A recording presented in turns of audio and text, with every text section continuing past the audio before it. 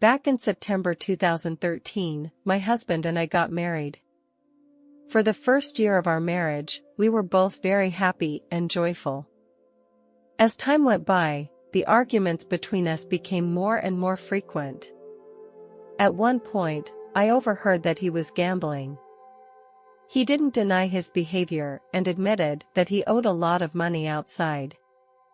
At that time, I still wanted to give him a chance, but he still cheated on me.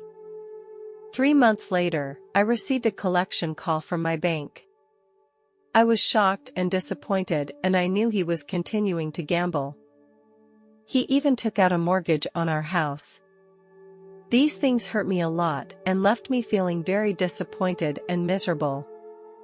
I couldn't believe he would do this, and I felt betrayed.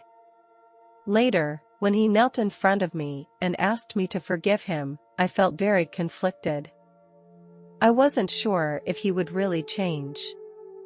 I told him that I needed some time to think about this. I needed to leave him for a while, to give me some space and time. He acted disappointed when he heard my decision. He continued to ask me to give him a chance, and he assured me that he would change and would try to make up for his mistake. It wasn't easy to leave him for a while, but I knew it was the right decision. Finally, I told him that I wanted him to take his problems seriously. I wanted him to be a better person and to take responsibility for his actions. Later, I moved to a new apartment and started a life of my own. Although I still felt pain and disappointment, I also gradually found hope and confidence. Although the experience took a toll on me, I also learned a lot from it. I learned how to protect myself. After 3 months, I knew I had to face reality, and I asked my husband for a formal divorce. I decided to work out our financial issues so we could both end the marriage and start a new life as soon as possible. One day, I made an appointment with both my husband and my attorney at home. We discussed in depth the debts and assets involved in our marriage and decided how to proceed with an agreed distribution. I felt that this process was painful because it meant that I had to deal with this failed marriage. My attorney provided me with a lot of help and support during this process to ensure that we reached a fair agreement. Eventually, we signed the divorce agreement. We decided to go through the final divorce the following week. That night, as I was getting ready to wash up and go to bed, I heard someone walk in. I raised my guard, and it turned out to be my husband. I asked him why he had a key to my house, and he didn't answer me. He just stood there silently. I started to get a little scared. I didn't know why he was in my house at this time. I knew he wanted the money on me because he knew I had some money on me. He had mentioned it once before, but I had turned it down.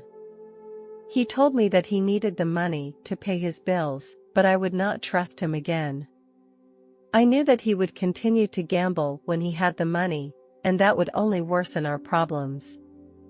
I looked at him and my mood started to get bad. This man used to be the closest person to me, but now he had become a completely different person. This made me very sad. I told him that I would not give him any more money. I couldn't let him ruin my life anymore. He started to assure me that he would change. But I knew that it was too late and I couldn't trust him anymore. After I rejected him, he started to get emotional. He seemed very angry. I began to pray in my heart, God, I need your help. He kept apologizing while he was still trying to get me to borrow money. I wanted to call the police. When he wasn't looking, I ran into the bedroom.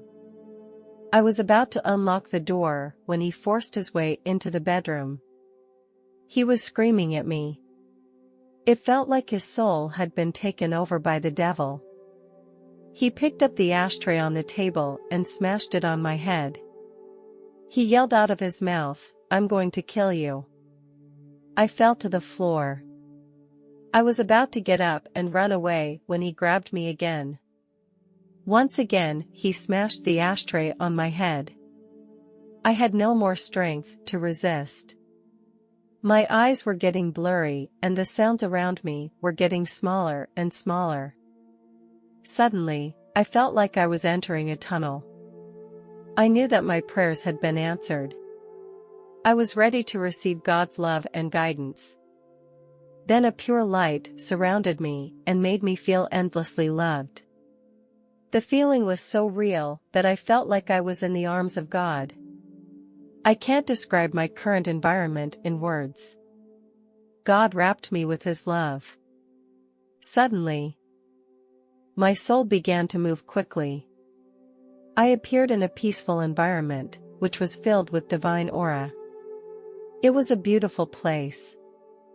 I felt my soul was purified and I no longer had pain and worries.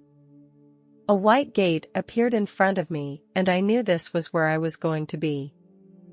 I walked through the gate and was greeted by a beautiful angel. She smiled at me and then led me to a square. I watched as many angels gathered around the square, all of them full of joy and enthusiasm. I noticed that some angels were dancing and others were talking to each other. Their energy filled the whole square and made me feel overwhelmed and happy. The angels told me that this is the welcome square in heaven.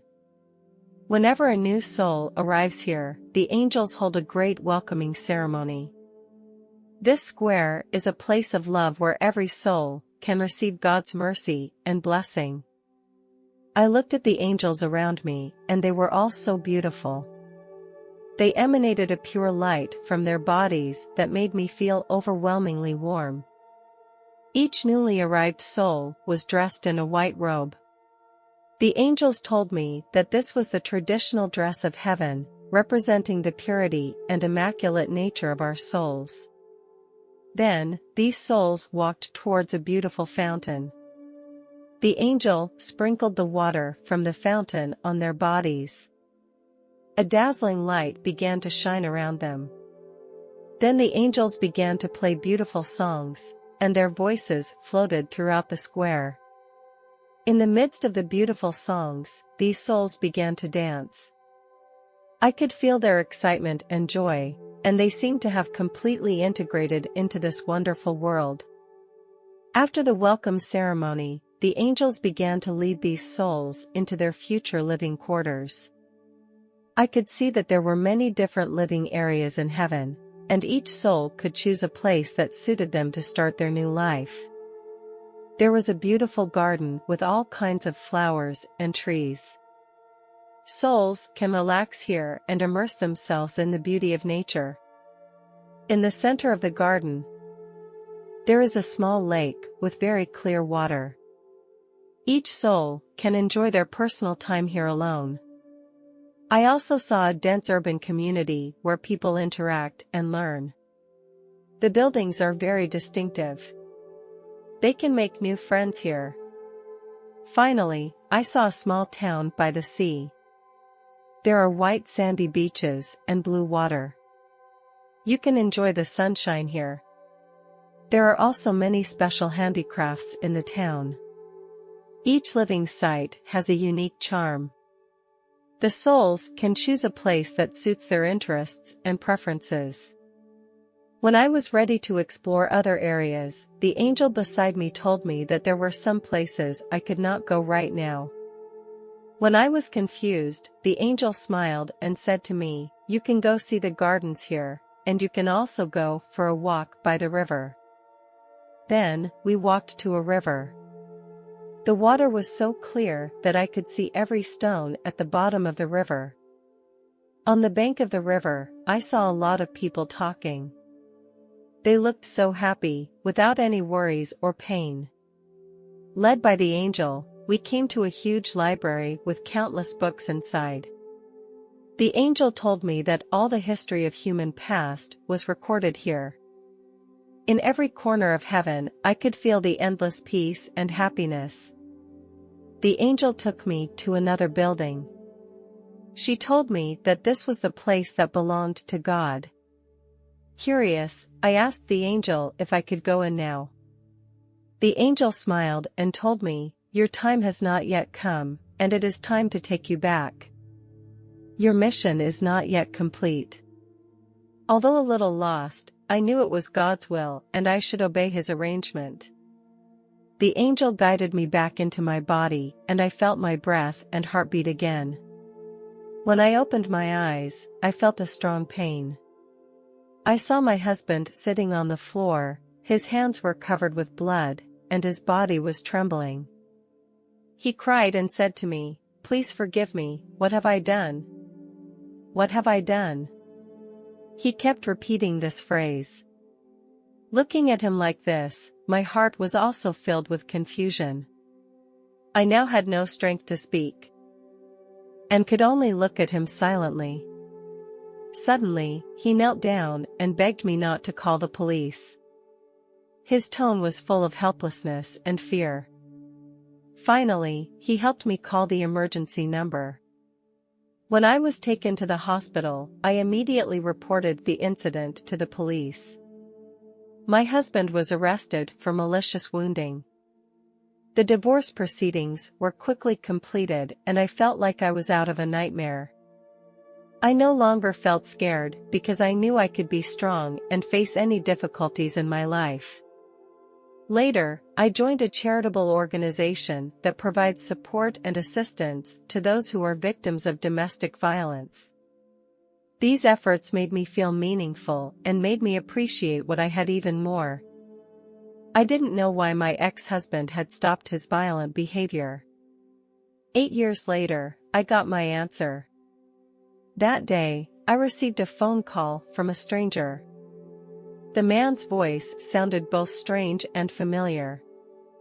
It turned out to be my ex-husband, who had found my contact information. He started apologizing to me over and over, asking me to forgive him and saying that he didn't want to go to hell when he died. I was shocked when this call came in. He began to recount the scene from that night. He was holding an ashtray and wanted to continue bashing me over the head. Suddenly, he felt an invisible force that stopped him. He saw a dazzling light, and then a man dressed in white appeared before him. He thought it was God incarnate. This person asked him, "Are you sure you want to kill your wife?" He was feeling as if he had been electrocuted, and his whole body was stunned. He didn't know how to answer. The man in white said, "Do you want to be forgiven by God? Then go and save your wife." He realized he was doing something wrong and stopped his violent behavior. He called the hospital. I listened to the voice on the other end of the phone and it was like I was back to that night. I told my ex-husband that I forgave him and wished him a happy life. Although the call brought back memories of that horrible experience, it also showed me some of the warmth and humanity. I hope he will continue to change and become a better person.